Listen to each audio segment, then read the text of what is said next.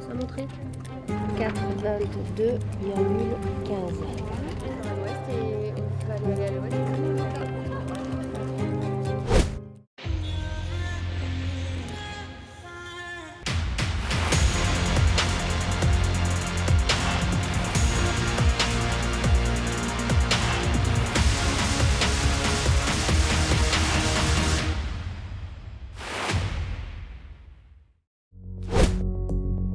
Le départ de la 4e étape du rallye Aïcha des Gazelles du Maroc était donné à quelques kilomètres du bivouac.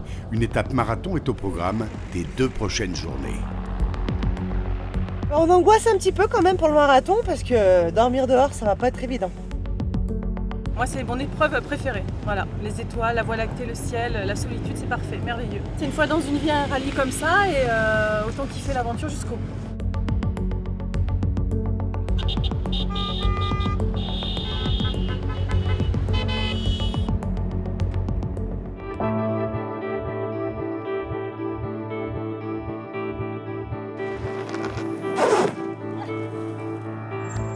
Ces 2 journées étaient placées sous le signe de la navigation. Ici, pour parcourir la distance la plus courte, la lecture du relief est vitale. À cette occasion, l'organisation avait prévu une petite surprise. En carte blanche, on va découvrir, on n'a jamais pratiqué. Là on a tous les reliefs, les WED, tout ce qui est dessiné. Tandis que là, tout blanc, ils ont tout effacé, donc on n'a aucune information sur ce qui nous attend. Le format carte blanche, c'est vraiment sympa parce que ça nous oblige à plus observer les reliefs et du coup ça nous permet de progresser dans la navigation. C'est là que le jeu devient passionnant, repérer la bonne trace, progresser lentement afin d'éviter le moindre écart et de prendre le moins de pénalités possible. Les gazelles adorent.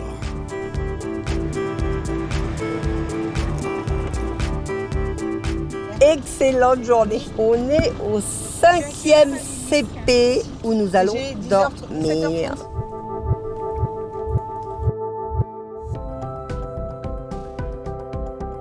On a trouvé un équipage sympathique, on va passer la soirée avec elle. On s'est amené de quoi se donner du réconfort. On va essayer de se faire une raclette. Mais certainement que le fromage est déjà fondu.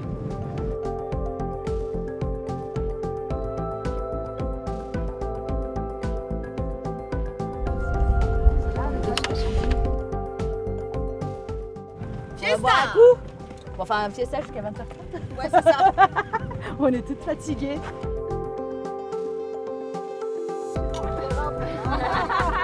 Le but c'est de partager toutes les bonnes choses avec les gazelles et puis certainement de faire des belles rencontres et qui deviendront des vrais amis. Ah, ce soir c'est l'apéro bien mérité parce qu'on a eu une dure journée, on est rentré un peu de nuit donc apéro. Allez, à nos rencontres. À nos rencontres, à cette belle aventure.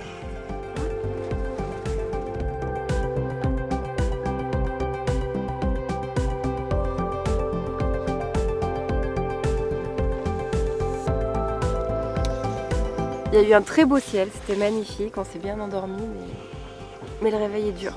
On retrouve des sensations de liberté, on a de la chance d'être là. C'est génial. Franchement, on devrait faire ça tous les soirs. Ah ouais, franchement ouais. C'est top.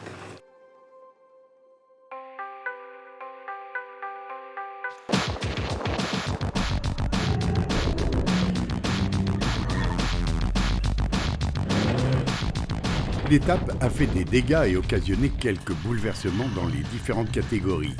C'est le cas pour les e-Gazelle Buggy prototype Vinci Immobilier. L'équipage Medarlang-Benz, en tête jusqu'alors, a dû être rapatrié sur casse mécanique avec 590 points de pénalité à la clé. Dans la catégorie e-Gazelle Auto Vinci Immobilier, l'étape et le classement général provisoire restent dominés par la Zoé de l'équipe Faxel Abouamda Favreau. En crossover, c'est le Duster de El Bied Adjaha qui remporte l'étape et s'installe en tête du classement général provisoire. On a fait du CP1 au CP2 Cap et de CP2 au CP3 Cap direct. Vraiment, pour l'instant, ça se passe très bien.